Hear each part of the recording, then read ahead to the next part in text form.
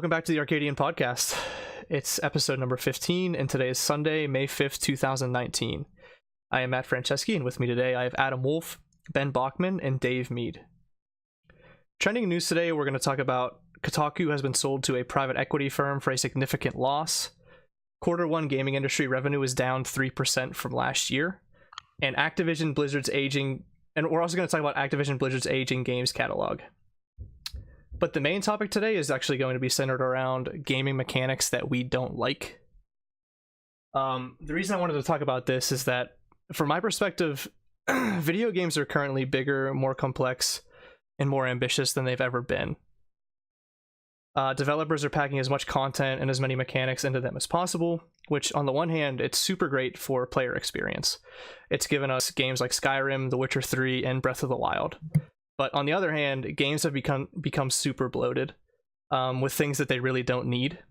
And it seems to me like just because one game has implemented something very, very well and had success, it seems like all games afterwards try to copy that success when they really don't have to.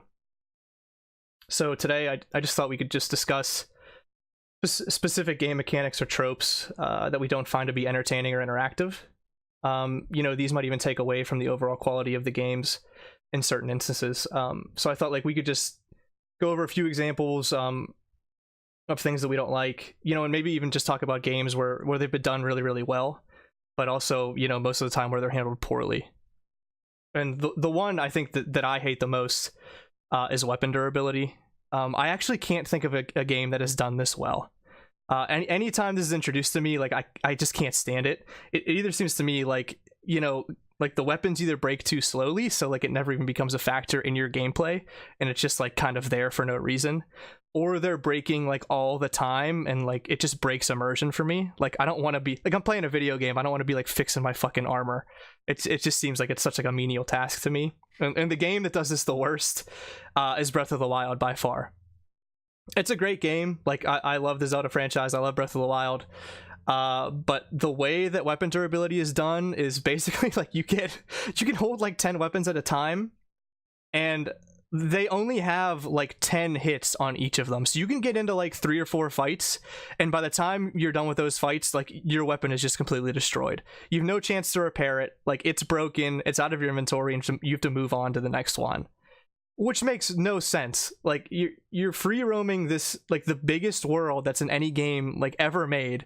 And it's beautiful, and you're fighting things all the time, and you're using a new sword every 3 fights. It's just completely counterproductive to the rest of the game. I think it's so bad. It almost seems like an artificial like filler at that point.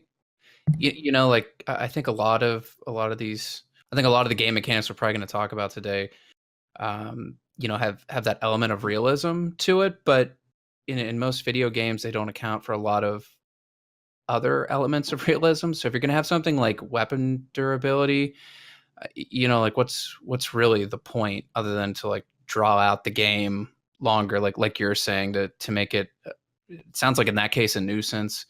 I know in other games it has been, it really is a huge issue, honestly, to be worrying about it. But when you don't have to worry about, I guess, other game mechanics like you don't have to like eat, drink, or do anything else like that in Breath of the Wild, right? So why do you have to? Yeah, I mean, like you can eat for like temporary buffs, but yeah, it's not like tied to survival or anything. It's well, and like if you can carry around 10 weapons, like that obviously isn't realistic either. Yeah, right. Yeah, they're like huge. They're like huge great swords too. They're probably weigh like 1 million pounds. You can carry like 10 swords around in your fucking book bag, but you can't fucking. You have to repair the weapon. That's really true. I like games that have weapon durability, but like after a weapon breaks, like there's still a use for it. Like you can break it down and make it into materials. Mm-hmm. I've played a lot of games that've done the weapon durability wrong. Like it just feels more of like a nuisance, and mostly they're in games from my experience that like you're switching weapons so much, you're constantly getting a better weapon, so it doesn't really make sense to have that in there anyways. Now I think it would make sense if there was like a period of time where you were using one weapon and you had to keep up with it, but you have to find that, here we are again with balance, where like it's not annoying, right? Like, yeah, you have to pay attention to it, but it's not like, oh, I broke it, fuck, like it's gone, or yeah. I think to Wolf's point, it just seems like it's there like just because it is. Yeah. It doesn't seem like it's like tied to any sort of significance. Like if I'm playing like a blacksmith simulator or something, like let me fix weapons, like that's fine, I'll do it all goddamn day. But like if I'm like adventuring around and the game is like built around that adventure concept, like don't make me worry about like my sword breaking. Like just let me swing it as much as I want. Like what's the point in finding a brand new weapon that's like overpowered just so you can swing it 10 times?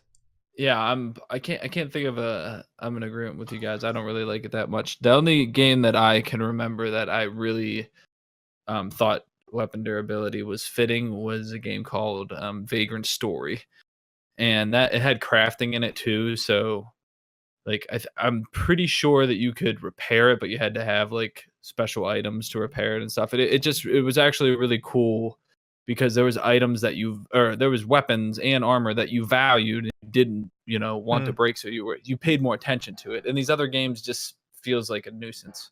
I think like Fallout 3 had a repair system that like semi made sense. Just because you're in like the wasteland and like all of the weapons that you're using are like remnants of just like, garbage that's been like duct taped together. Yeah. So I guess that kind of makes sense, but I mean, not that it needs to be there, but like I can live with that, I guess. Yeah, it for me it depends on the game too. Like if you're playing like a single player RPG, durability doesn't really make a lot of sense there, I guess.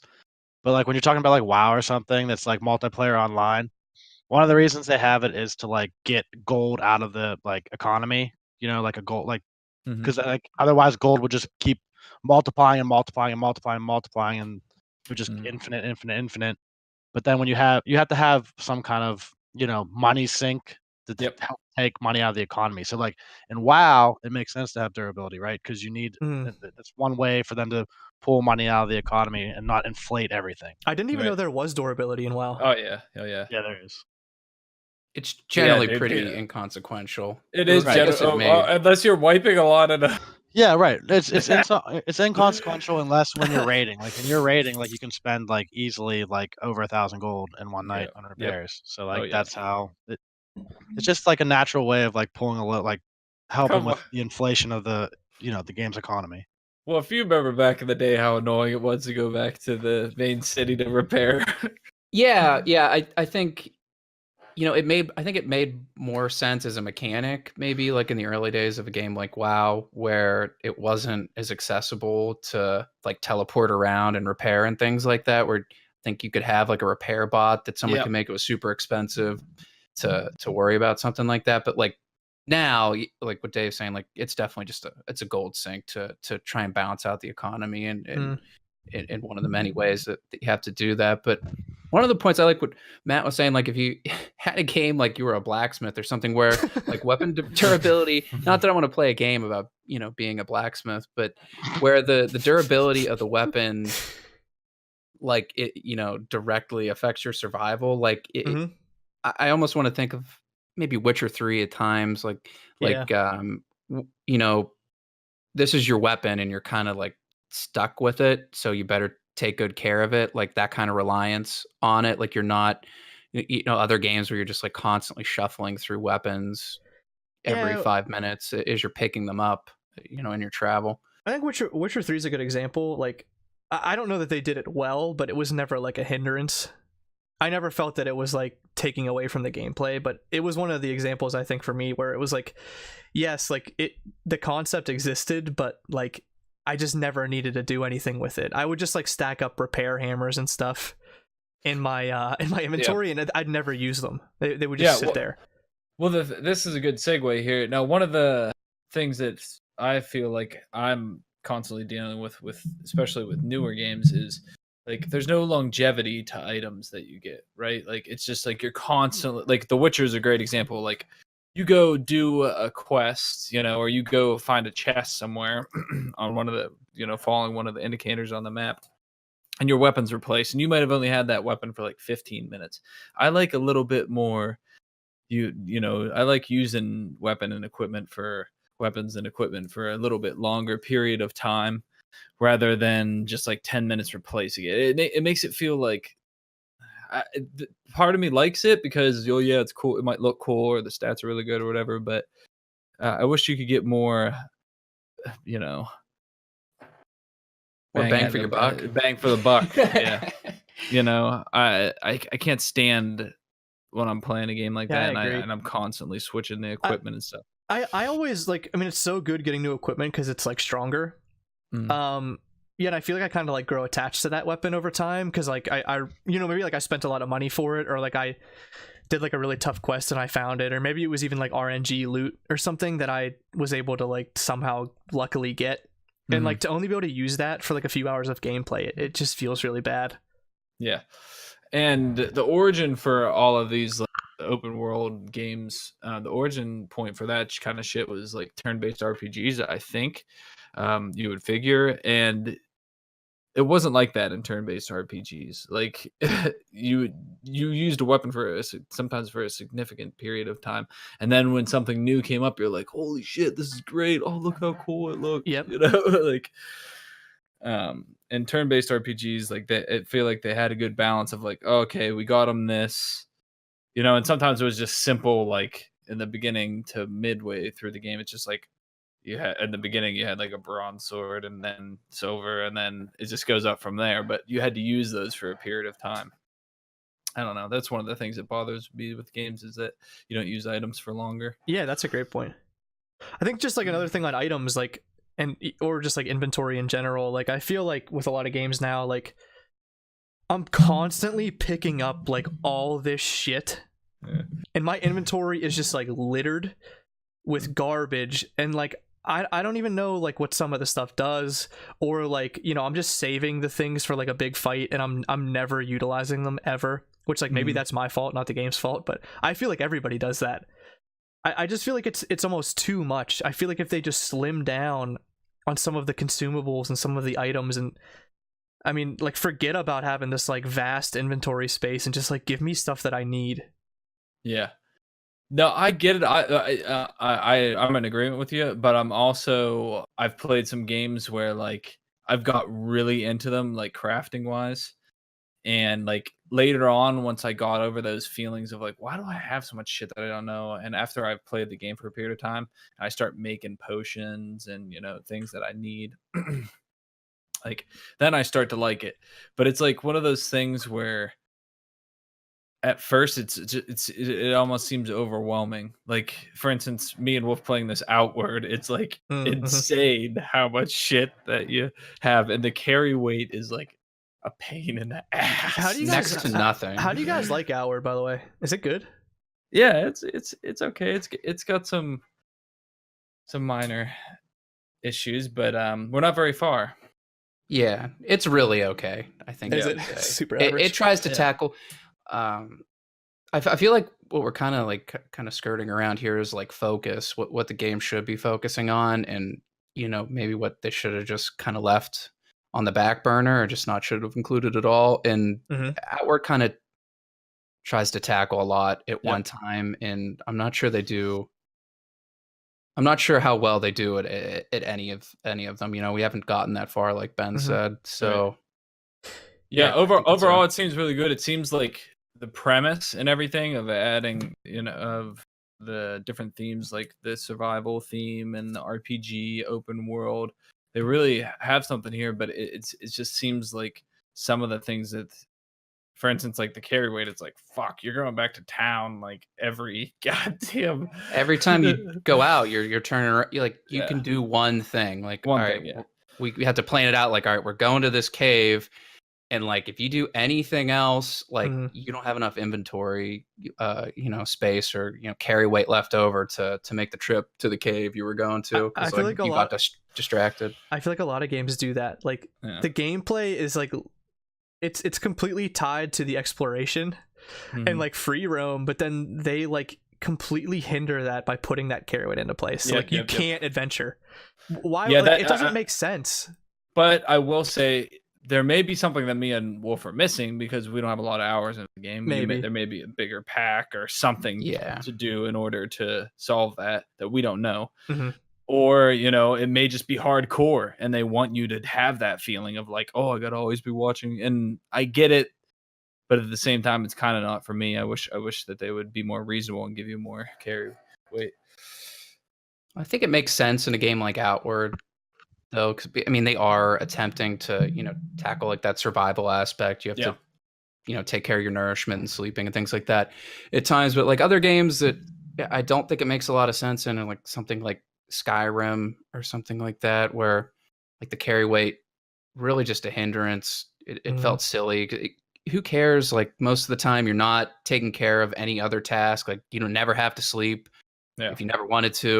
You never have to eat. You never have to do anything else. But like you have to worry about how much stuff you're hanging on to. Just they're not getting rid of that in those games. That's for certain. I think it's definitely stupid. Like, and then you can barely move because you're over encumbered, and then you can't fast travel. So you're just shedding inventory for no reason. Yeah, that's what I wanted to talk about a little bit next was fast travel. Like, I do realize that fast travel in some games is important, but I found myself in well done games that have a beautiful world. Not one like the fast travel kind of takes away from being able to absorb it all in, right? Like when you're in some games, like I'll bring up Final Fantasy 11, and back in the day there was good graphics, but now it's not the same. Like in Final Fantasy 11 you had to before you got your stone, or what were the crystals or whatever, to teleport to the different locations. You were traveling everywhere on foot, and then you got a chocobo, and you like all these areas you would go through. The music was beautiful and everything. I mean, I was probably bitching about it a lot more back then, but I think the fast travel. What I'm trying to get to is I think that the fast travel in some games is just too much. Like it's just like fast travel here, fast travel here. You're not absorbing, and I guess each player may have different preferences, but like sometimes I think that the fast travel doesn't let you get the full effect of the game's world and everything. Yeah, I feel the same way. At least it's not like you don't have to use it if you don't want to, right? Which is nice. But I'm in agreement. Like sometimes I like to fast travel depending on like what I'm doing, but a lot of the times like I kind of just like to travel myself. Yeah. I think it honestly, to me, I think it kind of ruined RPGs in games that do have it. I know you just said like you don't have to use it, but it is so tempting. But why wouldn't you use it, right? And then some of the like the quest mechanics, things like that, where you're traveling back and forth between like the same straight line through the woods, like between two people like 5 times over. Yeah, I'm probably gonna fast travel. Like this is stupid. Like don't design the game like this. They kind of did just design it expecting that you were gonna fast travel between these 2 points. They don't expect you to like actually be out in the world doing that because it's boring sometimes. Yes, and a good example of example that I think is done right is like in the beginning of the Suikodens, like you don't have the ability to. It's not really fast travel. You get this mirror, and then you can like teleport to different places. But you have to get to a certain point of the story, and you've already done all your like navigating through all the map and everything like that. So this is just more or less like, yes, the story's still progressing, and there's different stuff in different areas and stuff. But now you have this mechanism that you can use to teleport back to your castle or teleport to a specific place. Like that's in the Suikoden series, they do that. At least that I know that in the first 3 that I really liked how they did that. That in the beginning they made you absorb the world and everything, and then after the map has already been explored and everything, and the story's at a certain point, they let you teleport to different places. So the fast travel right off the bat, I don't like it because it's in my cup of tea. Well, yeah, it's just another thing that's counterintuitive. It's like all the games with fast travel, like they build these expansive worlds and like they boast about like how big the world is like in the advertising, and then they don't like, and then they just give you an avenue to not even like to look at it. Yeah, that's kind of like what happened to WoW too, because there's like so many continents and different lands that like there's no feasible way that you could get to all of them without fast travel. So So it's like you're just like jumping through a portal and you're here. Yep. Yeah, I remember that like a little bit. Yeah, but like I don't know how else they would like how else would they link all these continents together? It's not like you don't Yeah. want to like fucking watch yourself sit on a boat for fucking 4 hours. Yeah, well, I mean, it was like that. Speak And for wow, you yourself. jump on the airship, and it takes 10 minutes to Yeah, go like over to. I think I think that was fine. Like whenever these games were newer and like Yeah. everything wasn't as advanced, but now that everything's advanced, you just like no one's wasting their fucking time with that. So Mm-hmm. I think part of it is just because like how games have evolved. You can't have that stuff anymore because it's just like not. It's just like filler time that you're not doing anything, and like people demand like constant action. Yeah. Yeah, And I think that's instant the main reason gratification. why. Yeah, exactly. It's permeated every fucking part of our games. But what was I gonna say? I remember. I mean, I can probably remember some instances with just that was fun to be on the airship or on one of the ships in WoW. Just like if you're going over there with buddies you're raiding with, you're like dancing or shooting off funny fireworks or drinking potions that turn you into toads. I don't know. I think just to tie into the instant gratification thing, even though this isn't like a game mechanic, it's something that is in a bunch of games now, and it's like, the daily quests and the daily login rewards. And like I get that like those are like sometimes nice if like you are playing the game every day. Like it's nice to have those like little upticks in loot, or like like I know like in Hearthstone it was nice to get that extra gold to like actually be able to afford some cards here and there. But I mean, after a while of any game that has that, I get really sick of them. And they even become like a turn off to me. Like after a few months, I'm like, I don't want your like daily login. Like I don't want to be on here every day. Well, and like in addition to that too, like if you're not logging in every day and doing them, you feel like you're at a disadvantage to the other people that are. Mhm. Yeah. So you feel like forced into logging in and doing this shit to like keep up with everybody else, but like it's not really fun to do. It's just like you feel obligated to do it if you want to keep on pace with other people. Yeah. Yeah. Well, that's a great point. Yeah, like then like the developers basically made their game like not fun anymore. It's just like an addiction and a chore. And like that's not a video game. It's like a fucking job. Yeah, right. Yeah, no, It really is. It's really go ahead, Whiff. Sorry. Oh yeah, I'm sorry, but the daily quests and WoW, like that was Burning Crusade, right? When that first got introduced, and I remember thinking back to it, like it was at the time. I even hated it as a kid. Like it was one of the worst things they ever could have put in the game. You grinded out the exact same like quest every single day to earn reputation. I think the big one was for the really cool like dragon mount that you could fly around, which was a really cool reward, but like how like uninspired of a series of like events to take place, doing the exact same thing for weeks and weeks and weeks every day, logging in to do that. It's brutal. Monotonous, boring. It's a terrible concept. Yeah, I don't like it. And this is really our traditional. We like stories, we like things of value, and this is just like chores. Like we have chores in life already, man. Like we don't need them implemented into yeah, seriously. Game.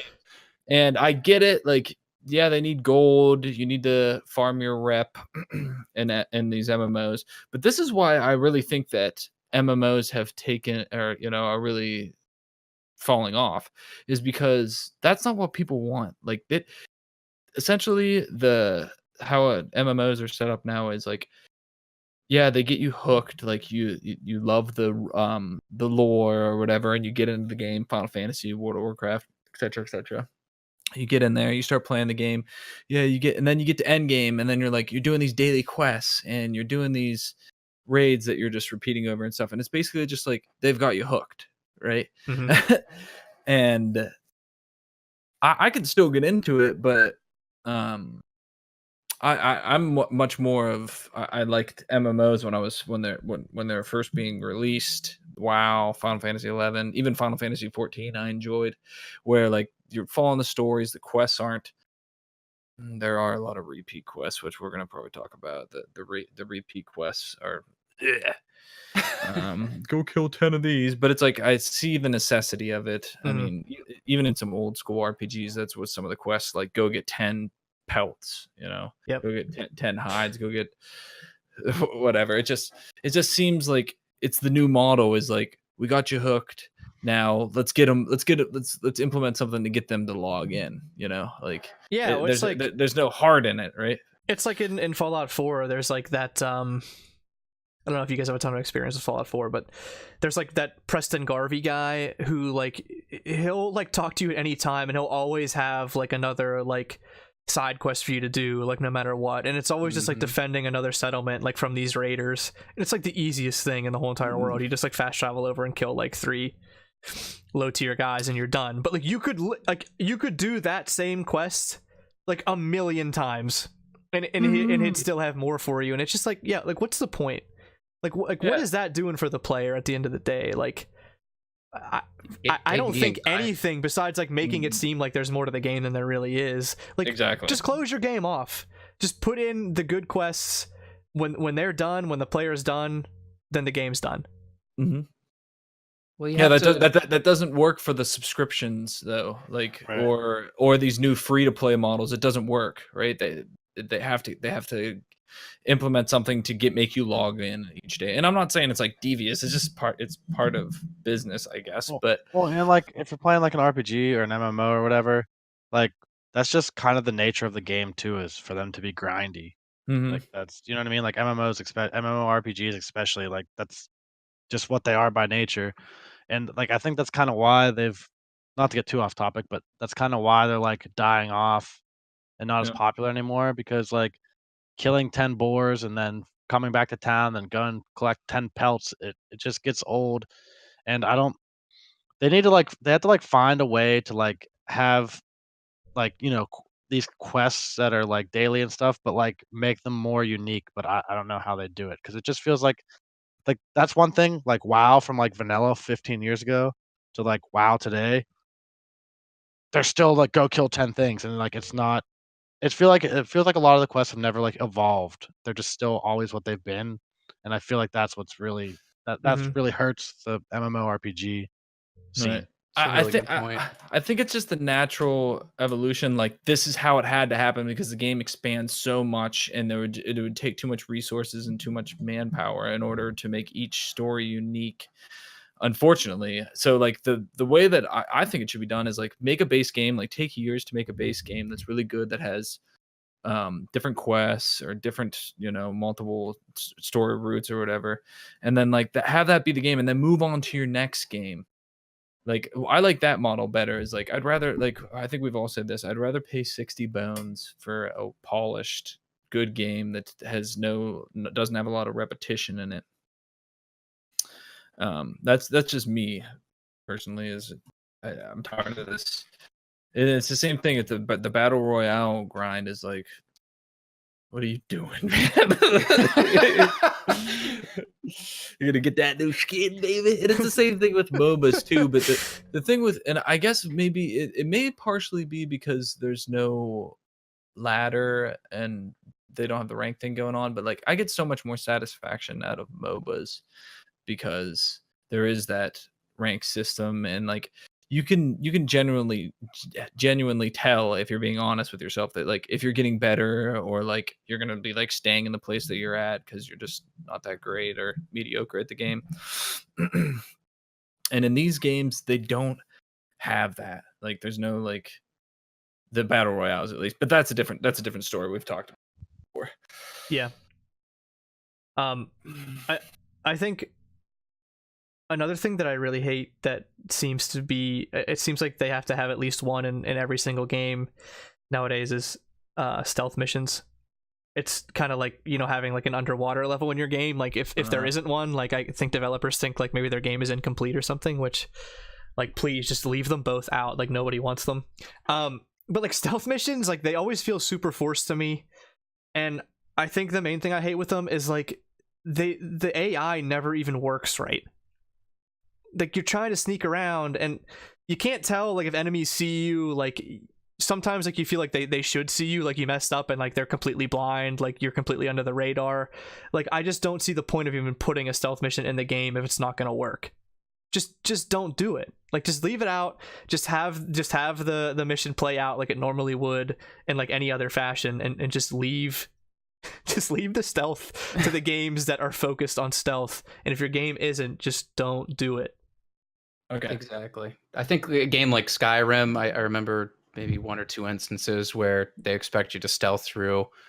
Remember like sneaking through like a series of like docks and crates and things like that in the dark. Yeah. Yep.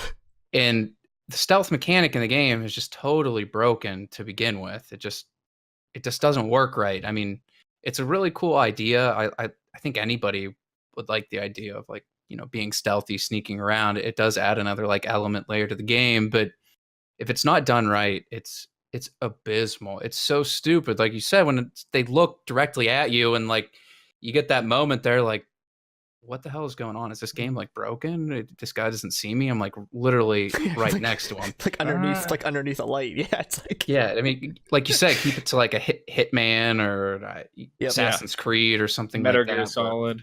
Metal Gear Solid. Yeah, it just doesn't make any that's an sense. example of a game that has done it right, you know. And what game? The Ninja one that was for like PlayStation. Remember 1. Tenchu? That's the one you're thinking of. Yes, I think it must have been Tenchu. What, you could be the dude or you could be the girl. Mm-hmm. Yep, that game was dope.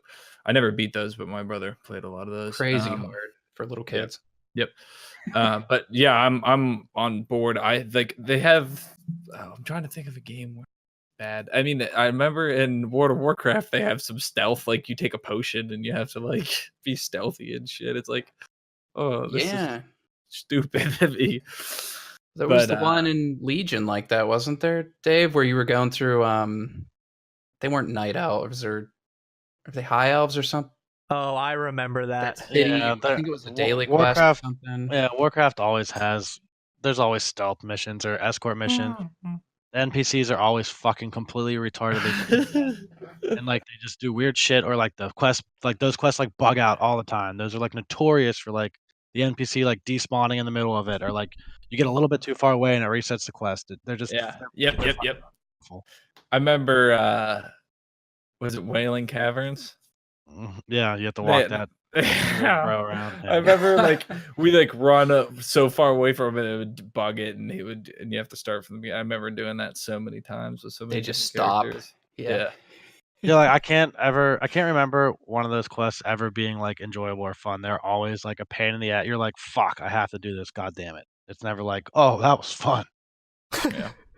What's like like I understand like what they're trying to do. Like, all right, you got to be like coordinated and quick and like fast, but like from the part of like a role playing game, like who's this asshole that is just walking in a straight line into enemies where everyone else is like, hey, can we like chill out for 2 seconds and like recuperate after this fight and then we'll fight the next one?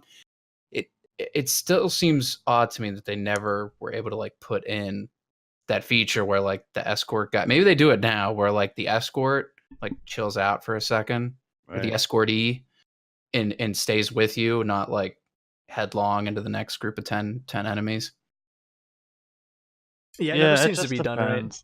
So I mean, some of the ones now I feel like they're more like the newer WoW, at least for WoW. I feel like the newer escort quests are like you pick up the person and then there's not just like bad guys out in the field. They like spawn at certain points, if that makes sense.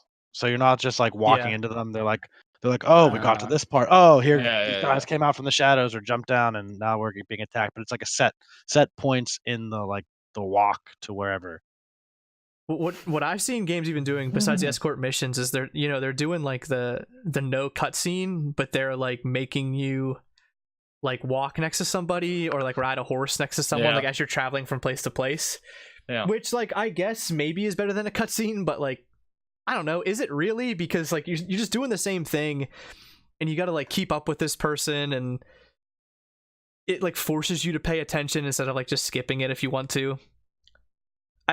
It's not my favorite thing in the world.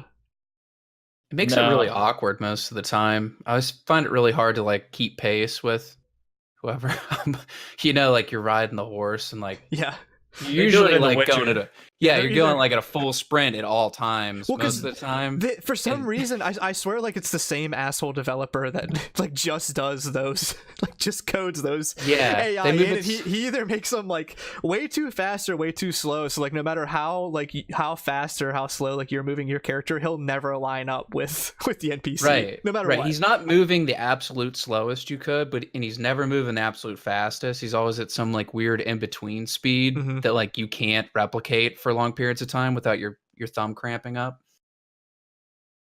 That's how I feel. That's how it is. It's got to be like the same company that comes in and does all of them. Mm-hmm. You start running circles around him because you're so damn bored with how slow this is progressing. Yeah, Not really or, like, listening to you anything run he's way, saying. or you run way too far away from them, and then like they'll stop, and you have to like go back and like get in range, so start walking again, and you're like, "Fuck me." They keep repeating the yeah. same 5 voice lines over and over again. How Yeah. pissed off they are at you for walking away from them. Then you close it up, uninstall, and just play something else. Final Yeah. Fantasy 15, I think. I don't know if like spoiler doesn't matter. Where Don't you do well, it? I don't even have to say it. Don't you do where it? well, when you get too far ahead of like one of the group members, the other one like flips the fuck out and starts yelling at you, and it happens constantly because the one is like limping along, and it just leads for some really obnoxious gameplay. It just slows everything down.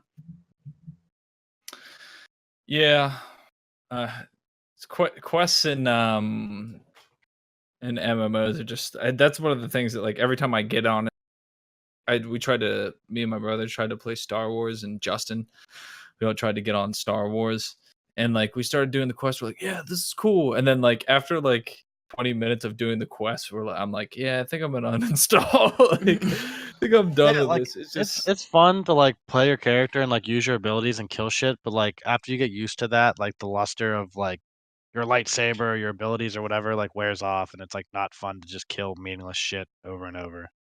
yeah. Yeah, you can always see that goal like at the end, but the way they like make you get there is never very. One of the it needs to be paced. The rewards, rather. I don't know. Yeah.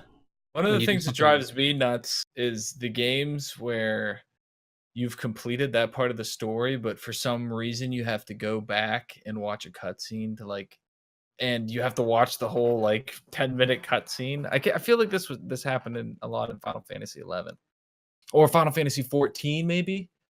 That. What do you Like- mean? Like you missed something in the cutscene? No, not that you missed something in the cutscene. Like you would have to like go through a part of the story where you would have to rewatch the cutscene. I can't remember, but I can't stand that. Where like if you have to watch the cutscene more than once for some reason to like because you missed. Oh, or like or like if you would die in a big fight or something, and then when you'd reload, like you'd come back to this 2.5-minute introduction or Yeah. something, and you'd Yep. be like, oh no. It's like why not would they just again. like give you the option to skip that? Like I don't know. You know. Yeah, the unskippable cutscenes. I think that it should be forced upon you the first time, but like if I'm trying to think of games where I think it's Final Fantasy 14. What maybe it was like when it was shitty or something, but watching multiple cutscenes was like blowing my. 14 had a million cutscenes in it, but well, a game like it depends on the quality of the cutscene, I guess, right? Like Final Fantasy 13 I didn't enjoy the game very much, but it had some of the best cutscenes I've ever seen in a video game ever. So I think you'd be, doing yourself like a huge disservice if you weren't watching them or, skipping through them. I think you still had the option to do that. But like certain games, they're just like inconsequential, like stupid things, like you said, or you've already seen it once, but you died on the level. Like, why do I need to see it again? Mm-hmm. Yeah, like this is the 20th time I've seen it. Like I've got it. Like I don't need to watch it again. Like I know what's going on. I think at least before we move on, I really want to hit I think my least favorite of all time, which is the tapping buttons really quickly sequences, or like the like semi cutscenes like / like movie scenes where you have to like hit a certain button at a certain time in order like to do the action like in the sequence. And if you like time it, like if you time it wrong, like you'll die or something. Like I can't stand those. And like just play the cutscene. Like I don't need to be involved in it. Like I just want to see Sounds like the a action. direct Sounds like a direct knock on God of War.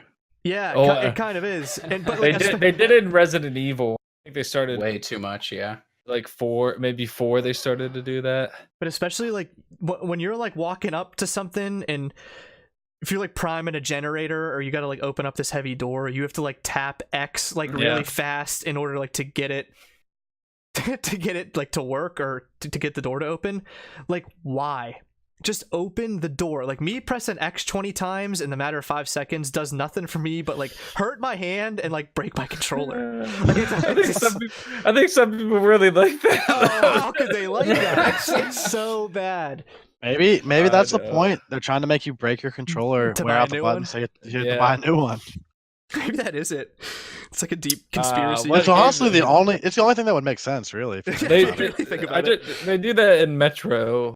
I can't remember if they did it in Metro 2033, but in Metro Last Light. But it was like so broken up, and it was so rare that you had to do it, and that it was like not that bad. But I know what you mean. There is some of those games where it's like every other 5 or 10 minutes you're slamming on you. I don't like X, it. Yeah. I did that a lot in Shenmue, but which is a great game. But the one Ben brought it up, the Resident Evil 4. I almost didn't see the end of that game because I think the last boss fight has one of those where you're like hanging onto a ledge. Uh-huh. And me and my friend were playing it. We could not hit the button fast enough. And it was like literally there was probably like 5 seconds left of the fight. Like, you'd already like pretty much killed the guy, but like you had to jump and like catch a ledge and pull yourself up. It was impossible. We spent. You're talking Resident Evil 5? I think it was. I think 4. It right? might have been 4. I don't know. I think 4 was the one where you had to like stop. Well, yeah, I think you had to stop shooting all of them, but maybe the first one that was like the co-op, right? Well, 4 is the one with Leon single player. Maybe it is 5. I think 5's the co-op. You're like in Africa somewhere. I remember there's like that stint with the crocodiles. Yeah, it's 5. That's the one. Yeah, I almost didn't see the end of the game. We beat the game in one sitting, but easily spent the most amount of time trying to tap the button quick enough to beat the last boss. Yeah, and it was all throughout 5. I remember that. Isn't 5 the one where you gotta press a button too, and doesn't your character like punch through like a fucking boulder or something to stop it, or like break it? I can't remember. There was some 5. goofy ones. There were some goofy ones. The one you're in Africa in 5. Yeah. With the alligators and crocodiles? Yeah, with the alligators and crocodiles. Yeah, you're in Africa. Oh.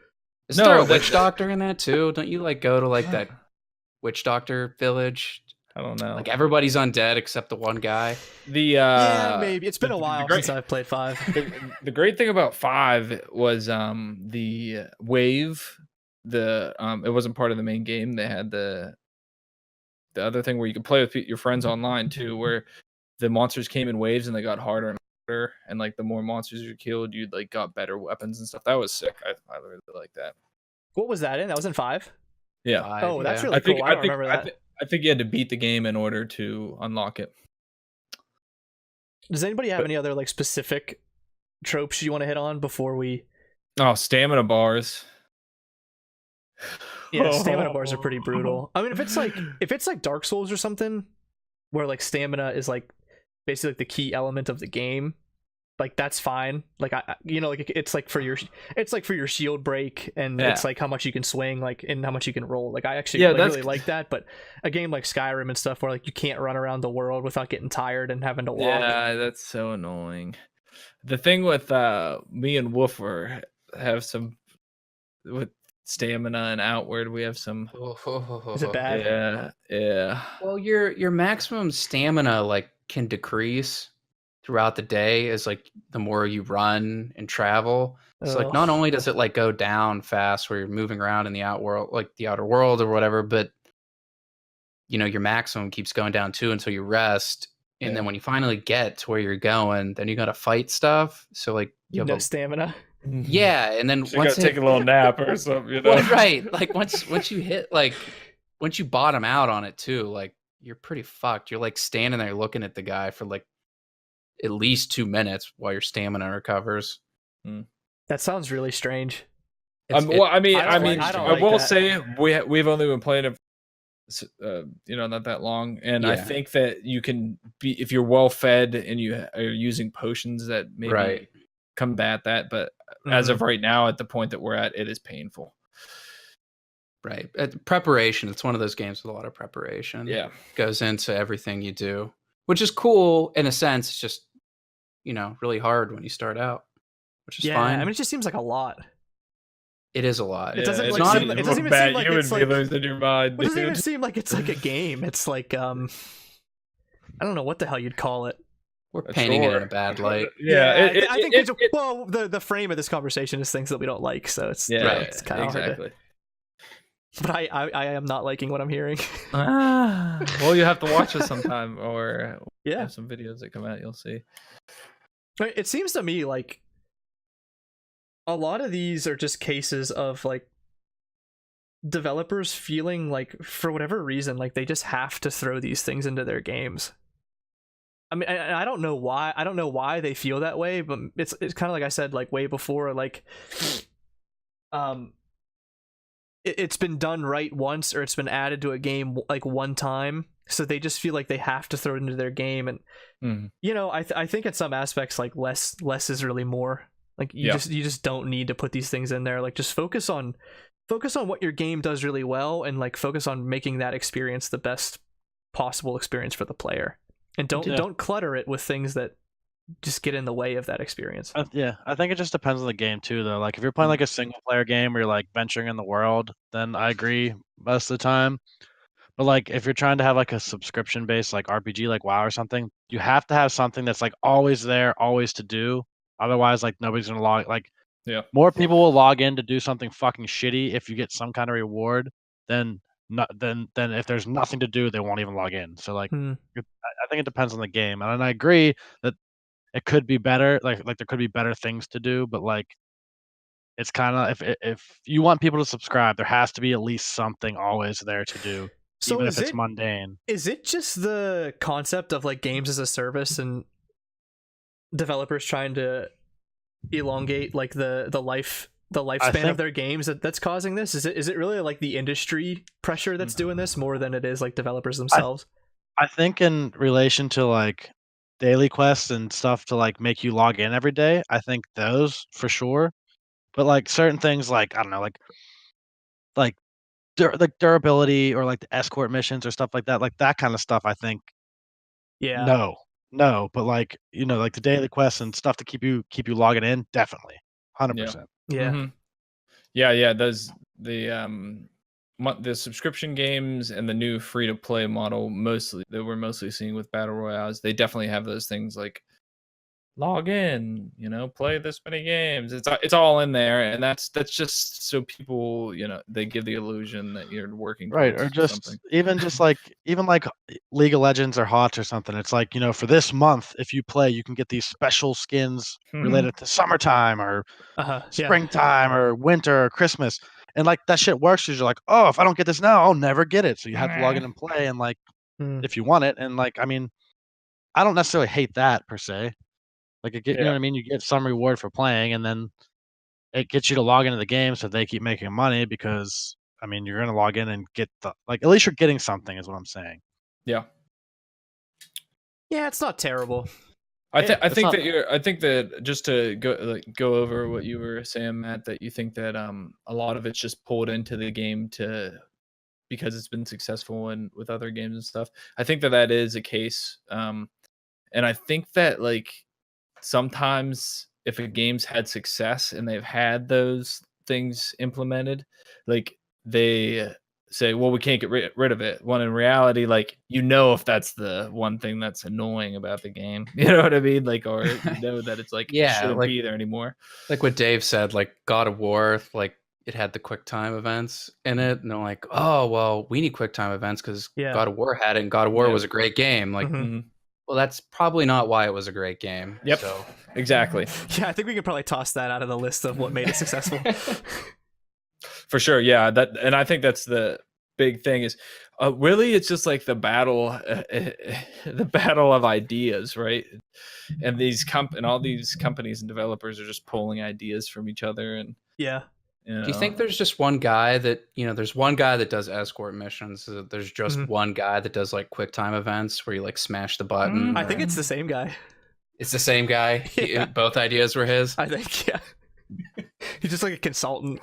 Yeah. It's like a ton of business. He's like, just throw this in there. We'll Yeah. keep them on there. Well, I think other than just like developers copying other game successes, I think the other thing that I kind of got like just from this conversation is that like I think a lot of these are in there because developers want to make their games like feel longer than they are, or feel like more in depth than they are, so they like try to add these things in there to like make their games more interesting or something.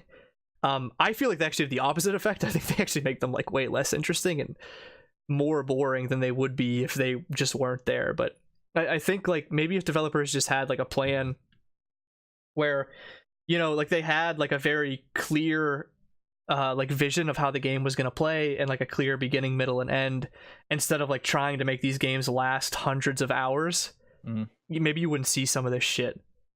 Oh. Yeah, and I think what Dave had said with the different genres and if it's multiplayer or yeah, not, I think I'm talking more like single player RPG here when I say that. Yep. And I think that there's been some cool things added. I just think that they have to be honest in what they're trying to do with it. If they're adding things that are, you know, seem mundane and are not part of the game, like stealth shit and a not stealth game, it's like but it's case by case, right? Yeah. Does anybody else want to make a point on this before we move down to trending? No? Okay. I just real quick, I just think like a lot of those things are dependent on the type of game. So like I don't like, you know what I mean? Like the durability in like single player games, like obviously doesn't really need to be there probably, but like WoW, it did to help, you know, like ease inflation in the economy and stuff, it makes sense. So like a lot of those things are like it just depends on the game, and it's really like hard to like lump one thing as bad or good. Yeah, I think you're absolutely right. I think like what I'm like kind of hitting at here, or like what makes me mad, is that like every game that I've played in the last 8 years has a stealth mission. And every game that I've played in the last 8 years has like tapping buttons quickly. Well, like yeah, you know, no just game. seems like it's like, you know, every game's like just trying to do the same thing, and or like they're trying to like have everything in the game. When like you know, just make your game. You don't need to have like all that little stuff in it sometimes.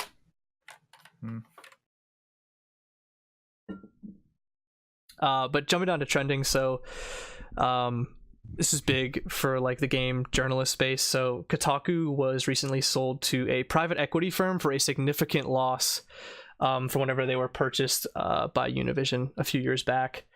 So they were purchased by Great Hill Partners, and it wasn't just Kotaku that was purchased. It was like the whole lump of like the whole group of journalist websites. So it was Splinter, The Root, The Onion, Lifehacker, Deadspin, Jalopnik, AV Club, Clickhole, The Takeout, and Jezebel. Yeah, a ton, a huge group. The new like whole title of this company is going to be called GO Media, and cumulatively all of these sites together have over 100 million unique visitors per month. So I have a quote here from James Spanfeller.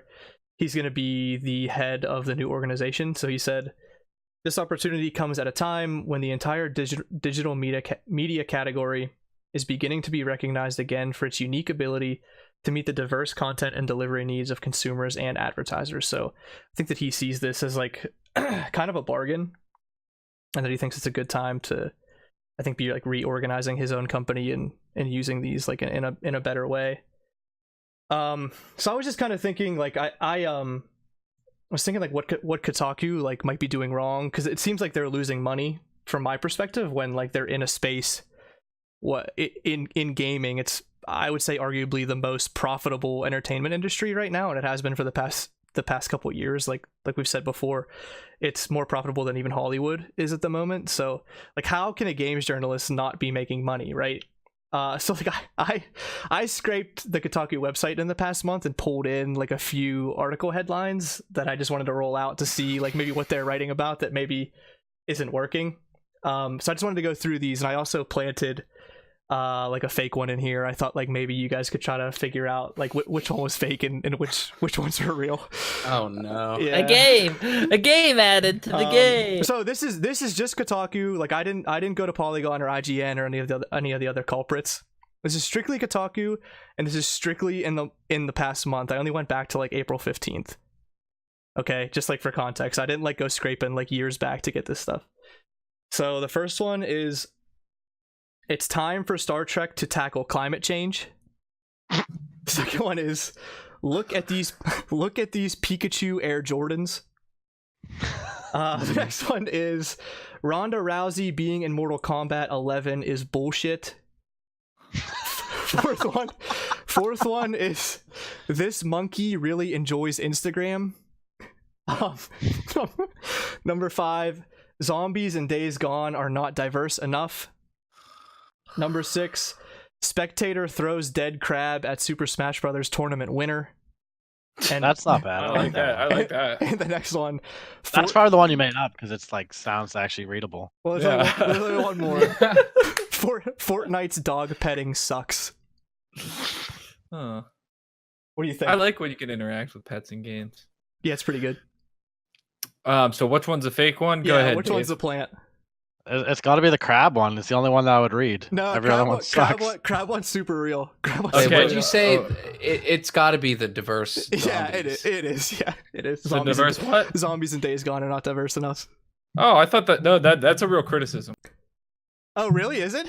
And it's from a different okay. I saw that on, or maybe that was a dip. Maybe they were okay. Never mind. Sorry, I read an article about Days Gone that they were saying that the dude's a man chauvinistic pig, the main character, and I they did see that they had wrote that he was like, yeah, like too white or and something. they were talking about a different zombie game that said that the zombies were diverse. And, It must have not been Kotaku. I thought that was pretty realistic one. Like that could definitely be written by them.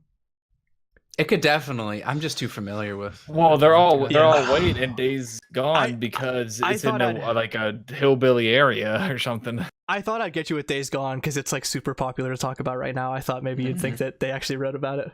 I like that That's- crab article. Could you send that? Can Yeah, you that's- email that to me? that's I all- can that's shoot that. That's the only thing I would click on.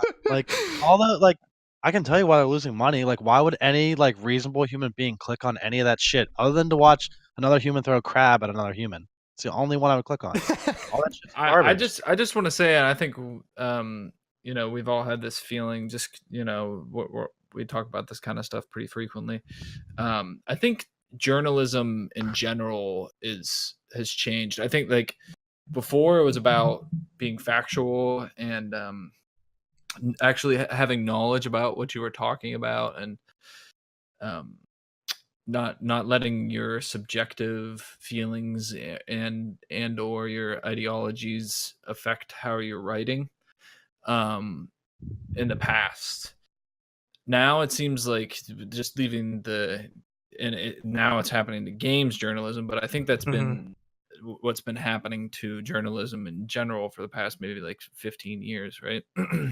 Yeah, I mean, it's just like a free for all. Like you got to respect everybody's decision. We've established this thing where you can't ridicule anybody, right? So somebody comes out with some garbage, like it's like, oh, okay, don't say anything about it. But it's like, no, like fucking write about video games, not about your stupid fucking ideologies or that you think. I mean that's kind of like, I think that's kind of my point of like pulling this all together and like pulling those headlines in, which I mean they're completely ridiculous. Like who's going to read any of those? Right. And like, not only is Kotaku and like all the other games journalist sites like littered with politics that nobody wants. Like we've gone into this before, but like you're playing video games to not have to deal with politics, like not to have more of them shoved down your throat.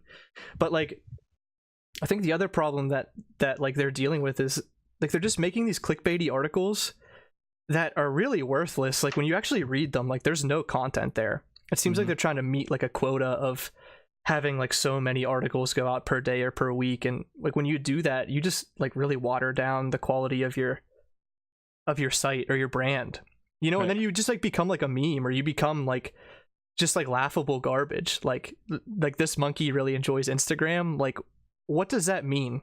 Like, who wrote that article? Why are you publishing that on your website? You're supposed to be like one of the biggest games journalism websites around, and like that's what you're writing about. It just makes no sense. Yeah, and that's what I meant. I'll let you guys get in here, but that's what I meant with what I was saying was that like there's this new idea that like everybody's opinion matters, right?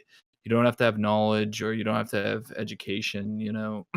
Everybody's opinions, in some cases people who don't have the education can still be really knowledgeable, but what I'm trying to get at is like nowadays it's just like you can talk about anything and people will at least check your stuff out, but like it's for the long, and if you're thinking about things in you know, the sense that like you want things to be good in the long term, especially with these companies, like you have to be putting out quality stuff. And I think it's also tied in with they can't fire these people.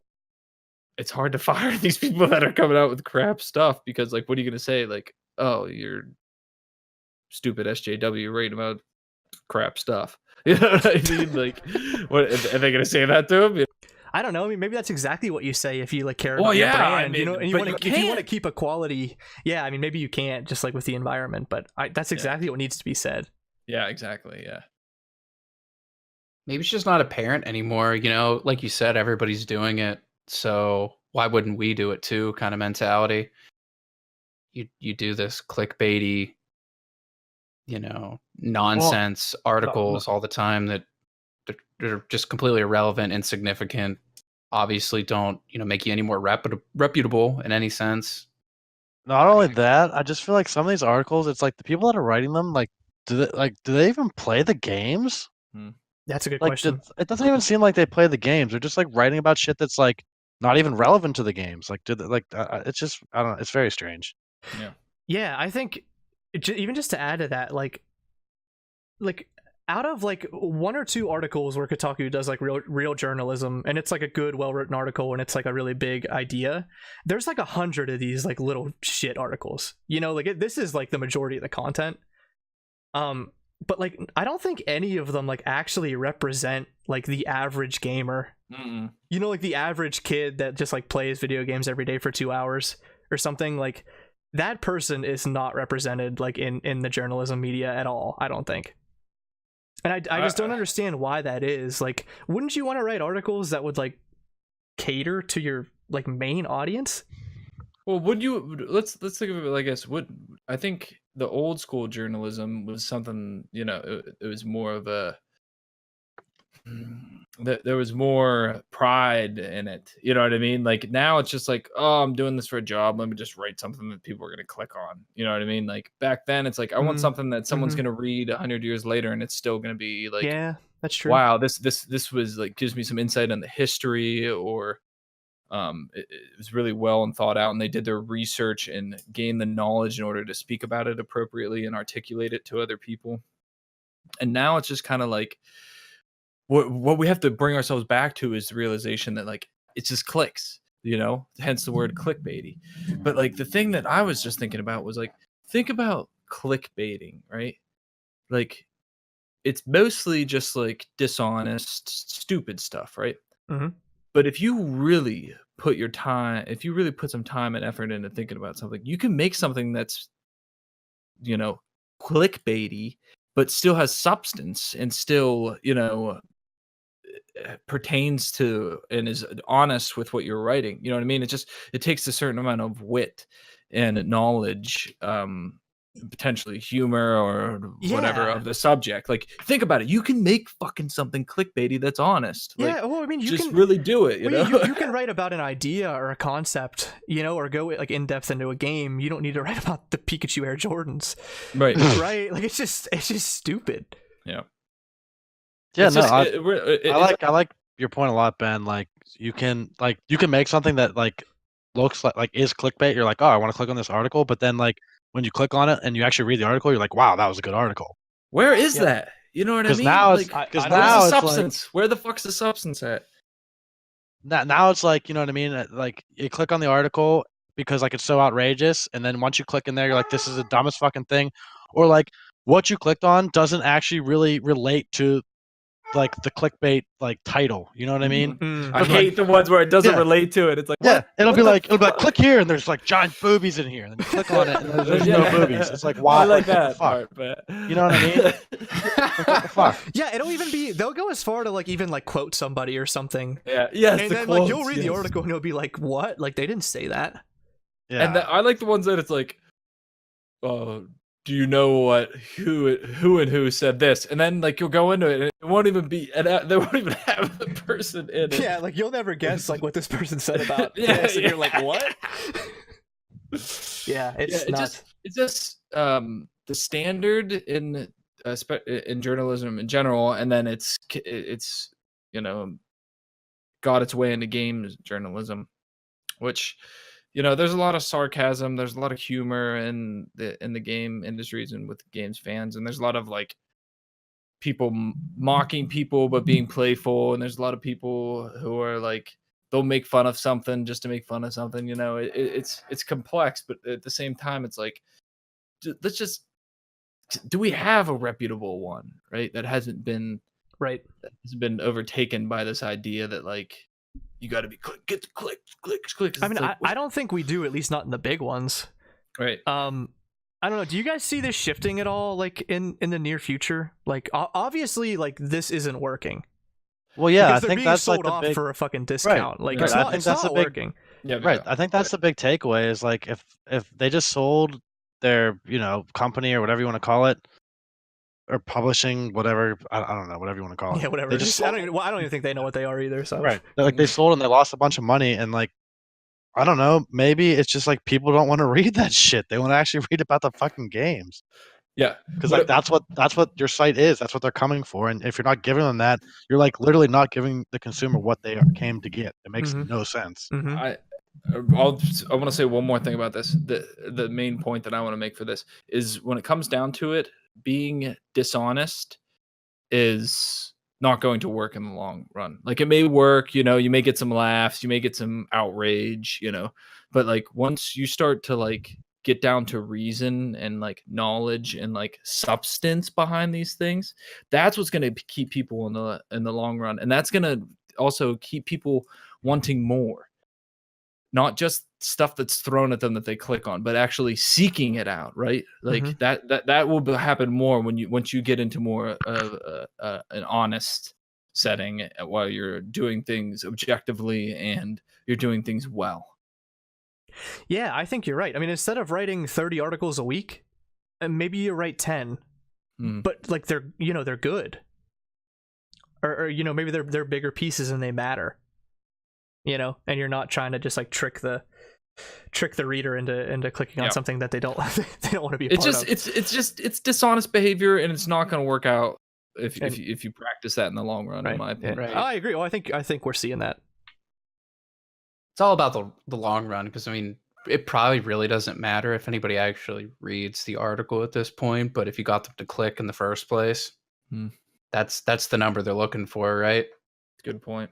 Yeah, I think that they do go off of like the click metrics as you would figure that they like numbers of readers and things, but it's not sustainable, like Ben just said. Yeah, right. Eventually people are gonna we're wise to it now. You're not gonna keep clicking the same stupid shit. Like, right. The kid got hit with a crab. Like, it's interesting, but like it's just not. How much of that can you really digest? Right, there's so many. How long? There's only so many crabs being thrown around. Yeah, you become numb to it eventually. I've had a lot of crab dinners, and I don't eat crab anymore now. I guess that's what I'm getting at. Yep. Well, crab legs are way too much work for what you get. Well, I'm just gonna throw it out there. I can't wait till this news of Polygon comes out like this for that they're either just. It's only a matter of time. Yeah, it is only a matter of time where like. The jig's up, guys. Like the jig's up. Yeah. Now I got it's like that song stuck in my head. The jig is up. I don't know. What song's that? Why don't you sing a little tune for us? Yeah. Finally found me. Oh, it's Is that what it is? The Steelers. The Steelers fourth quarter song. Yeah, there you go. Final countdown. But definitely not the final countdown. God, I hate that song with a passion. I like it sometimes. let's jump down to the second trending. So this actually ties into like the huge conversation we had, like I think it was like episode 4 where we talked about the industry downturn in 2019. That was like months ago. But so Q1 gaming industry revenue is down 3% year over year. So console revenue is up by 10% actually, which I was super surprised by. Because you would think that that would trend with PC because they get like similar games. I mean, I know there's exclusives, but I mean, for the most part, like it's a pretty similar model, I think. Yeah, that I feel like that has to be battle royales for console It might be. because like a Kingdom lot Hearts. of like Yeah, I Kingdom know Hearts. like a lot of like my brother's friends and all that like they all play Fortnite and stuff, but they all play on console, not on computer. Mhm. And obviously small sample size, but maybe Yeah, but maybe you're that. probably not wrong. I think that go ahead. Sorry, Matt. Go ahead and finish up with your piece. Okay. Mobile revenue is down 2%. PC is down 23%. That's like unheard. I mean, that's huge. That is like enormous. So I wanted to talk about like what's causing this decline. I mean, we've had this conversation before, but like now we're actually kind of seeing this come true, right? This isn't just like a theory that we have, or like, you know, we can't just read an article and say like, yeah, like this might happen. Like it's kind of happening. You know, I point to, well, I have battle royale fatigue here. Maybe that's not the case, just with what Dave brought up. So I have like lack of innovation, lack of new titles, and I think the big one is unfinished games that come out and, you know, they're broken or they don't work and they're littered with microtransactions and DLC. I just think people just don't want this shit anymore. Like, how many times can you get tricked into, you know, in the same vein as clicking on a crap Kotaku article, you know, buying an early access game that's just garbage. And also, like, just another point on this, just it's gonna be hard to lump these two in, but mobile gaming made up 56% of industry revenue for Q1. 56. I mean, I think the last time we looked at this for last year, it might have been like 40%. That's insane. It's 56 now. Like, It's a Chinese. I mean, how do we feel about mobile being that huge? Like, that makes no sense to me. And also, like, just talk about like this decline and, you know, what's causing it and whether we're going to see more of it down the road. Let me go off here for a second. I think there's a direct correlation between the 10% up for console and 23% down for PC, and I think it also has to do with what Dave had said in the beginning. Was younger people are, I mean, when we were younger, we liked consoles. Think about it. Mm-hmm. Yeah, I love them. The PC idea is a little bit more sophisticated. It takes more research. It takes more knowledge, especially if you're building your own, and like Takes more money. Takes more capital. money. Yep. Well, I mean, if you really think about it, it doesn't take more money because your system's going to last much longer. It's than more upfront cost. Yes, exactly. More upfront cost. So that's why a younger person is more susceptible to the console, maybe. So there's the correlation right there. I'm really surprised at that 23%. I thought it would be more closer to down like 10, 15, maybe, you know, somewhere around where that the console revenue. It would make sense that there'd be a correlation, right? Mm-hmm. So there was actually, just to clarify, so PC overall was down by like something like 4%, but there was this thing that they called PC Premium, okay, and that was down 23%, and I couldn't find out what that was, but like what I think that is like a purchase of major titles is what I think that means. And I think that like when you look at like something like a battle royale, like I think that that's still doing fine, but when you look at like PC gamers buying new like big time games, that's down 23%. Okay. Well, that makes a lot of sense because the pirating shit is insane. Like 2 days after games come out, they already have it pirated. You know, so has to be, maybe that's another thing is, and they may start having some harsh consequences for people who are pirating if it's taking that big of a hit. But I think it's definitely I feel not to younger people are into games, but not to interrupt you, I feel like pirating is like a symptom of a bad industry, though. Like, people won't pirate if they're getting good products and like they're like supporting developers and stuff. I think people turn to piracy if they feel like they're getting like inferior products and paying for garbage. 100%. Yeah, for the most part, that's probably true. I'd say there's it's either two ways. Like Matt had said, people are fed up. Well, obviously there's a lot more, but generally people are fed up with the quality or just the games that are coming out in general, or it's people that have just pirated from the get-go. Yeah, I guess you're always going to have those people that always pirate no matter what. Yeah. As far as the mobile games making up 56%, I mean, I don't know, did that stun anybody else? I feel like it's way too large. I think Ben said it, and not to, and I'm not saying it sarcastically. I think China probably makes up for a lot of that. The top two mobile games on there, Perfect World, and I want to say Honor for Kings too. That's one I'm not familiar with. That's probably Chinese as well. Just huge market for those games. Gigantic. Yeah, well, that and like for me, I've probably said this before in a previous podcast, but everybody has a freaking phone now. Everybody has a phone. It's with them all the time. Like, you know what I mean? You can't bring your gaming PC into the shitter with you and play a video game, but you can bring your phone in and play, you know what I mean, solitaire or something. Like, there's just a lot. Like almost every single person has access to playing games on their phone, and you can literally do it anywhere.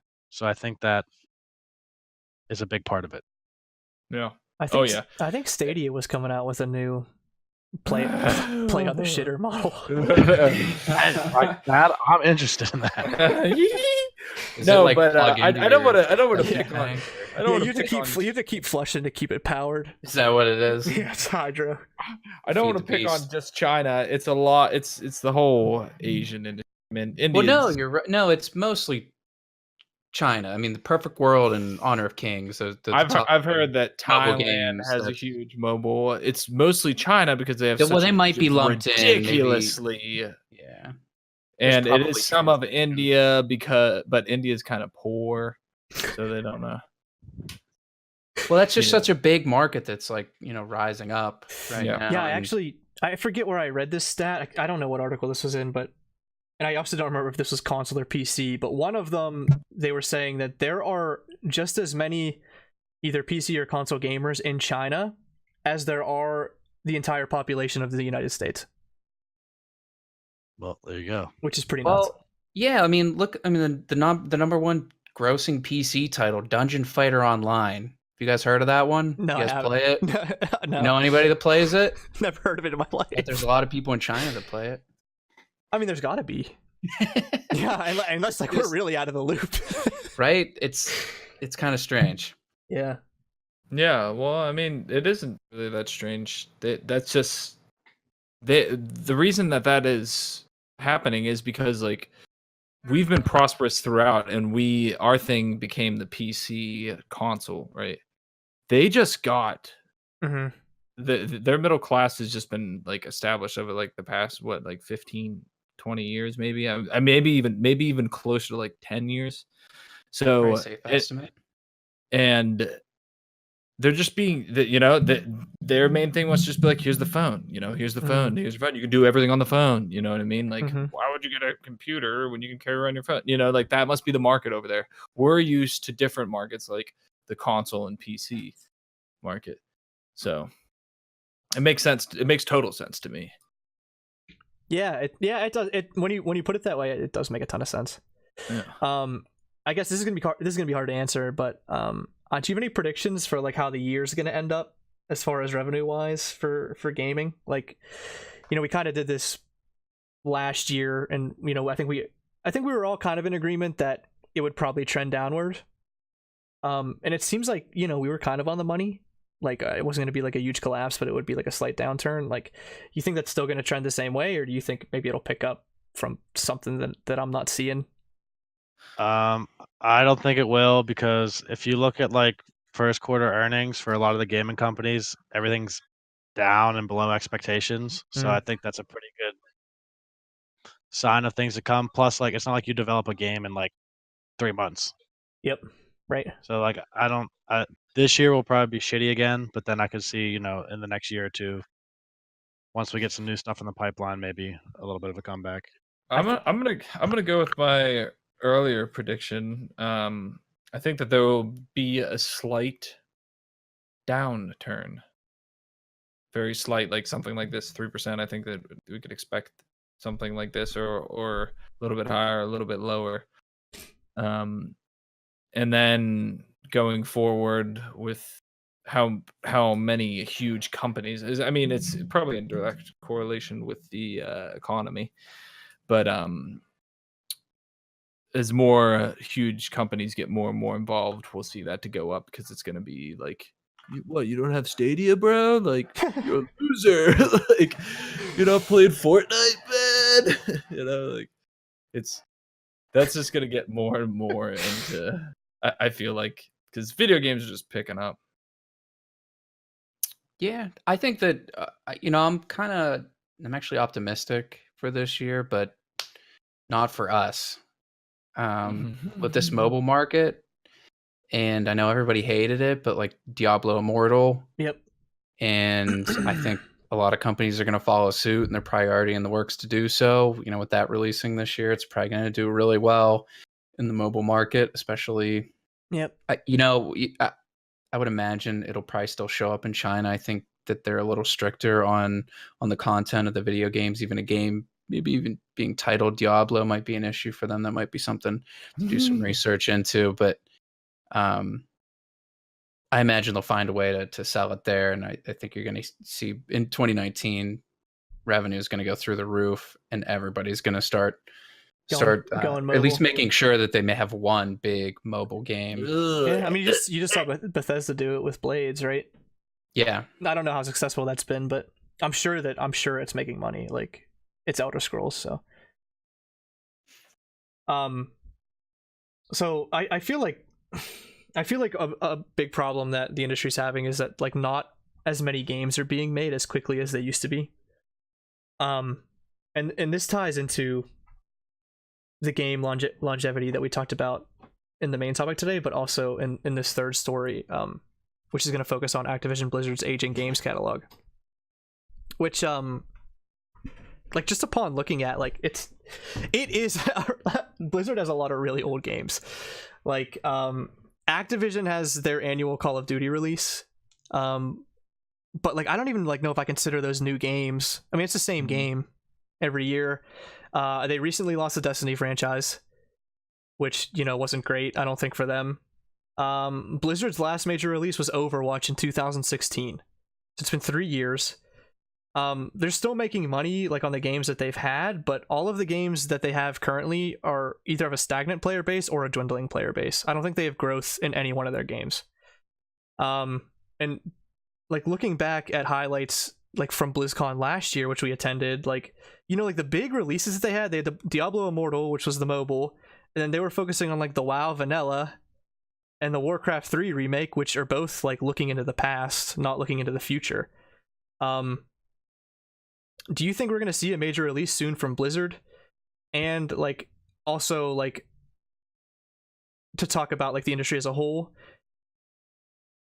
as companies continue to focus on games as a service and extending the lifespans of the games, we're seeing less and less new games come out. Like, how do you guys feel about that trend? Because I feel like that's not going to be going away. I honestly feel like this is something we've been talking about a lot, that people are making games way too quickly. Like, a yearly release for Call of Duty is not a good thing, I would say, for the game in general. But, like you said it, you just assume it's the same game, whether it is or not, year to year. I kind of like that they've taken this mentality and they've been doing this for the last few years. Maybe this kind of repairs their image a little bit. They've been getting a lot of flack for certain things. Like I just mentioned, the Diablo Immortal, not that has much to do with this, but rehashing old games, I like that. I like the WoW vanilla partly because I like original vanilla WoW, and Warcraft 3 remake. Do I think it's necessary at all? No, that one's maybe that one's a bit optimistic to think that's going to like save the company somehow, but I think it does look good as far as like PR, to say like we're listening to what you guys are saying. We're going to give you something that you actually want, maybe. As far as vanilla is concerned, like you can't be mad at them for that because people have literally been asking that forever. Like people always wanted like a Blizzard supported vanilla experience, and so you don't have to go to the private servers that are just going to get shut down and all that stuff. Like, so you can't really blame them for that. Like that's literally what the fans wanted. So I got to give them credit for that because like they did listen to the fans, at least in that one instance. Yeah, I mean, I don't blame them for making those. I think it's really cool. And Adam, like to your point, I agree that I think I'd rather people wait and make a good game than just like rush out the same Call of Duty every year. I think it's like healthier for the market, but I feel like there's like a balance there somewhere between releasing a game every year and like also like not releasing a major new title for 3 years. I feel like there's something in between there that's probably the healthiest place to be. Yep. So that's what I was going to say. What's what you're saying? So they're probably due, is what you're saying, right? I would think they should have something in the lineup.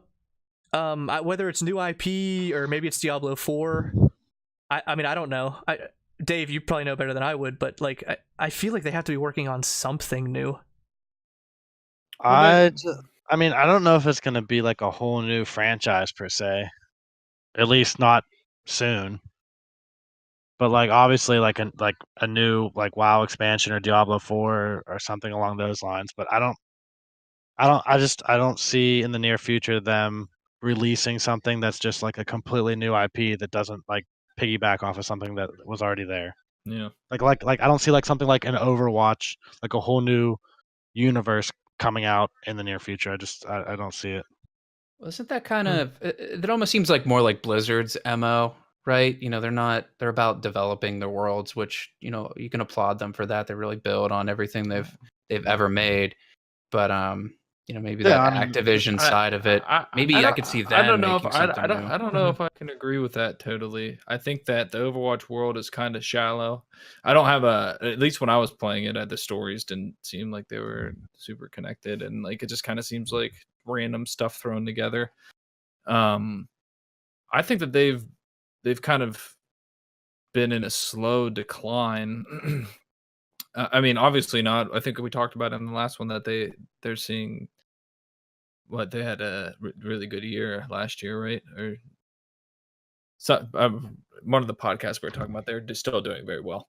But they have their hands in a lot, and what they have their hands in is the free-to-play microtransaction. That's what they have their hands in. So they've kind of like reverted to something that not reverted. They've kind of just went over to something that I'm not too keen on, that I don't really like, which is the I guess Overwatch isn't free. You have to buy the game, huh? But it's still filled with microtransactions. Yeah, I feel like and Dave, this is kind of like something that you brought up prior to the show. I feel like we're at like a state of gaming right now where like it seems like the games that are going to be the best in their genres are like kind of already made, and like nobody else is like really trying to compete, or like they just don't have a game that can compete. Like card games, like you play Hearthstone, right? Or like some people play the Magic the Gathering Arena, and like MOBAs you play League or Dota, and like nothing's gonna come out that's like gonna wipe those away, at least like nothing that I'm seeing. And it seems like just the way that like the market is, like people are like focusing on more like the esports scene and like trying to push their games, or like fill the games that they already have with the microtransactions and the models, just like to keep them alive as long as possible. And like, do you guys like that? Like, do you like being able to play Hearthstone for 15 years and like having that familiarity with the game and like having it change? Or would you rather see, like, instead of like just having like a king of that genre just survive forever, like have more games come up through and new experiences? I mean, personally for me, like I like when one game like lives on for a long time and they just keep like upgrading it and reiterating it and expanding on it. I like that. Like for WoW, for me, that's why I've played WoW since it came out, because like you have your character that you started with 15 years ago, and you can still play that same character, and it doesn't go away, or you don't lose it, or it's not like in an irrelevant part of the past. Whereas like Call of Duty, like you play Call of Duty for 1 year, and like all your online stats and all your achievements and everything like go away, and then you start fresh with the new one. I like having like that permanent progression, like that thing that you've had for all these years and it never goes away. It's always there. I like that. Hmm. Well, I think we can all agree that as long as that they stay like at the top, or produce a quality of game that is going to keep people engaged and having a good time with, this isn't a bad practice to have, but that might not be the case with WoW. It might not be the case with Overwatch all the time. Might not be the case, with maybe Hearthstone is the one like shining example of it. But if they can keep at the top and where everybody agrees, like yeah, they're the best. Like we're happy with what they're making right now. Then Yeah. I think this works out perfectly fine. Yeah, I think the new model can work out. Main thing is, and it's never going to work, like you want it to. But the main thing is continuity. Like the quality is there's a standard of quality throughout its lifespan, right? And I know that's, like I said, it's unrealistic. There's going to be ups and downs, but like set your standards realistically, and for the new models for games that are gonna have DLC and expansions, and but it's got to be there's got to be good continuity of quality, in my opinion. I feel like Blizzard, yeah, I agree with you. It's a good game, but I think there's been a lot of downs and a lot of ups. I don't know. I'm not explaining it correctly, but I think you guys know what I mean. Yeah, I do. And I'm a little mixed. Like, if Hearthstone is the best card game, then it should be at the top all the time. And maybe that's going to be the digital card game that we play until we're like 80 years old. Like, who knows? And I don't know if that's necessarily like a bad thing, but I think there's like a part of me that does miss like some more competition and like some more game releases that like try to get into those markets and have success. Yeah, Like, I mean, it's I really agree. cool. Like, it's really cool to like I love League, and like it's really cool to be able to watch League for the past 10 years and like always like know what's going on and like see the different shifting metas, and like anytime I want to jump back into League, like it's fairly the same game. Like it's really cool, but at the same time, like it would be cool to see like another new MOBA come up and kind of turn the industry on its head. Yeah, that would be. I agree with that. But for me, like, if it's the same game that lives on for 15, 20 years, as long as it's good and they keep reiterating on it and making it better and like adding new shit and keeping it fresh, like who fucking cares? If it's good, it's good. It doesn't have to be new to be good. It just has to like, you know what I mean? It doesn't have to Yeah, just be I like agree. I don't need it to be a new company with a new game just for it to be good. Like the old game can be fine if they like iterate on it and like change things and whatever to like keep it fresh. Like I'm fine with that. As long as the game's good. Like I don't care who the fuck makes it or if it's the same game. I just want it to be fun. Yeah. And like I said, for me, like I really, really hate when I invest a lot of time into a game and then like that game is just like dead and gone in a year, and then everything you did is basically useless. I like how WoW has lived on, and like my characters carry on, and all the old shit is still there, and all the old achievements and everything. Like I don't know, I like having. I just feel like I'm wasting my time even more when things I know are going to be like irrelevant in a year, and like all my stats and all my achievements and all my hard work is just gone.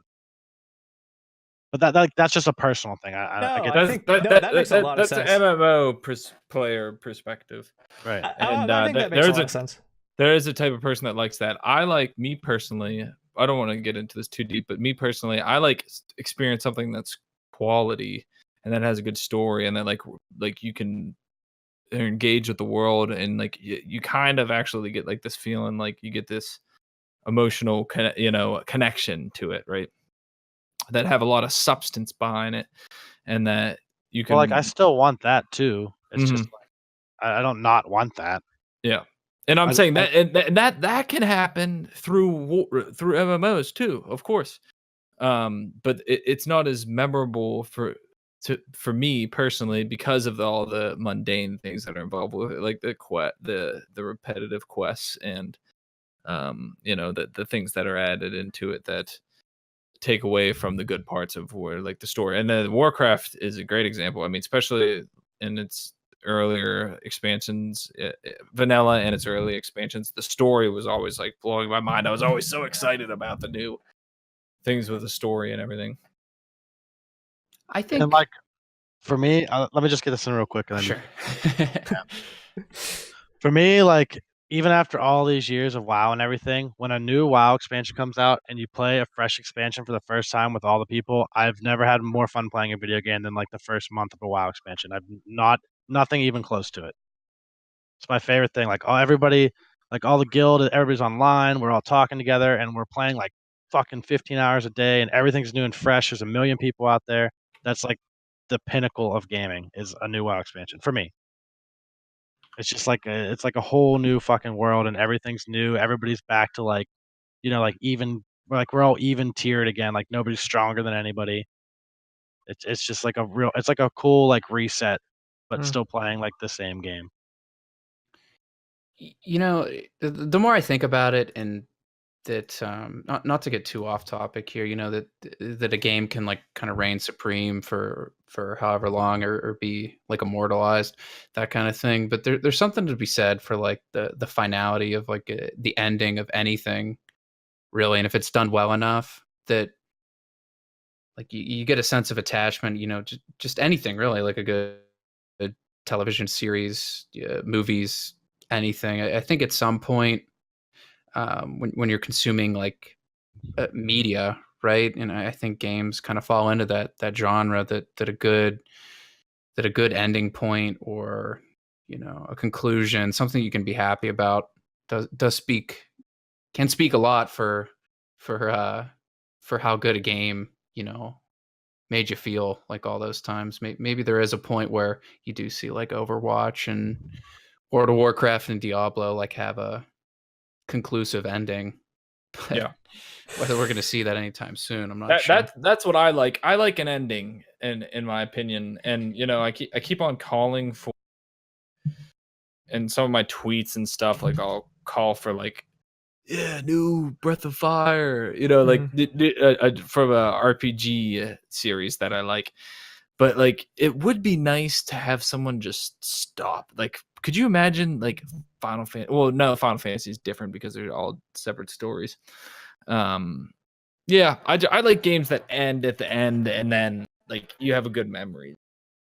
Yeah, I feel like a good ending to a series builds its legacy more. Like I think, Adam, like what you were saying, like when you look back at a game 10 years later, like you remember that ending, and you remember like the complete package that you were given, or that you like kind of consumed, versus like a game that will just last 10 years and just kind of fizzle out. Like you just see the player base decline over time. Like that's a game that like you might not remember as much, because like the quality of the game suffered for so long at the end of its life, that like all of a sudden you kind of remember it like not being as good as it used to be.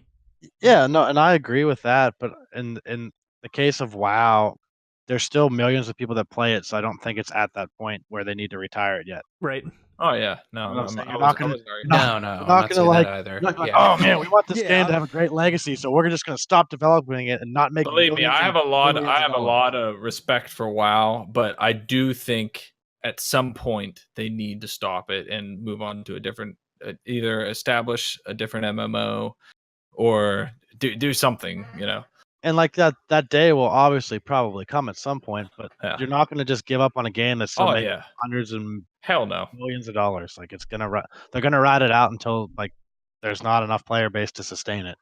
Which like you can't blame them. You already have the story and the infrastructure and the game and all the code and everything. Like you're not gonna prematurely end it if you're still making money on it. It's just not gonna happen.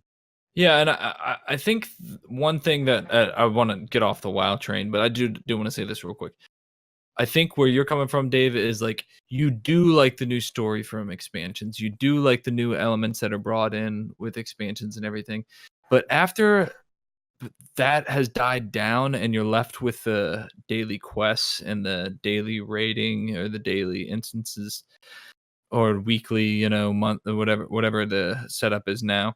Like after that initial feeling, it's like, yeah. So like you're just staying for the expansions, right? You're not really staying for the game. You're staying for the new story, and you're staying for the people that you've been playing the game with that are still around. In this particular expansion, yes, because this expansion hasn't been good, but like Legion was fun the whole time. Like it was like Legion didn't really die until Legion was just like everybody wanted to play it, and like they had like the artifact weapons and powering them up, and the legendaries like gave you something to play for that was like really fucking cool when you finally got it. And like this expansion just doesn't have that. It's just like they didn't. They what happened was they just rushed the expansion out. Yeah. They rushed it too fast, and they didn't develop it as much as it should have been. And that seems to be like a theme for them. Like every other expansion is like shitty, and then every other expansion is like really good. It's like one shitty, one really good, one shitty, one really good, and it has to be something to do with like the development cycle. Yeah, I think you're probably right. At least like that's what it just. I don't know. It could be coincidence, but it just seems like it's not. Yeah, and I don't think they should, stop WoW either. I think that, if we were the creators of WoW, would probably have it running as long as we could too. I guess all I'm saying is I wish instead of having this like games as a service model and like trying to milk these games for as long as they possibly can, it would be nice if they retired them earlier. You get like a better overall product and came out with something new. But I also understand like the impossibility of doing that as well. But yeah, and well, I think it depends on the game too, because like there's some games that are like aren't as like huge as like Warcraft is, like the Warcraft universe, and like some of those games make more sense to like end because it's not like a I don't know Warcraft is just like a really rare beast because it's been around for so fucking long and it's so deep and like it's had such a following for all those years.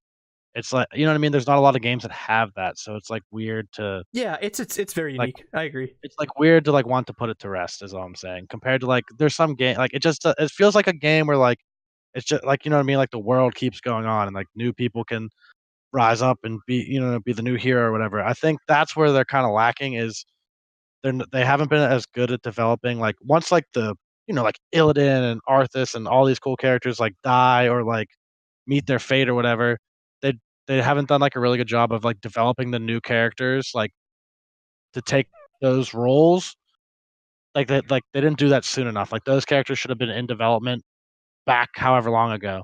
So like it felt more natural for them to rise into the bigger role of like the main character, if that makes sense. No, yeah, it makes perfect sense. I think they could have done a better job of maybe that. Or at least like communicating that to you in the game. Like I get like the novels and stuff can fill in some of those gaps, but like in the game, sometimes it just seems like this person's in charge now and we have no idea why the fuck they are.